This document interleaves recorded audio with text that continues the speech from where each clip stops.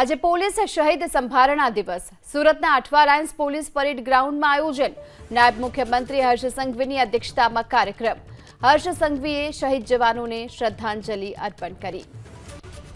તો આજે પોલીસ શહીદ સંભારણા દિવસે સુરતના અઠવા લાયન્સ પોલીસ પરેડ ગ્રાઉન્ડમાં કાર્યક્રમનું આયોજન કરવામાં આવ્યું। નાયબ મુખ્યમંત્રી હર્ષ સંઘવીની અધ્યક્ષતામાં આ કાર્યક્રમ આજે પોલીસ શહીદ संभारना दिवस है। आ दिवसे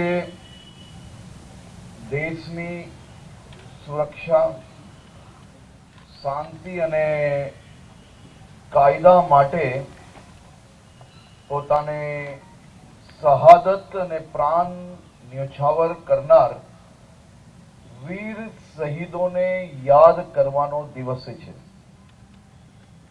आ वर्षे देशना अलग अलग राज्यों में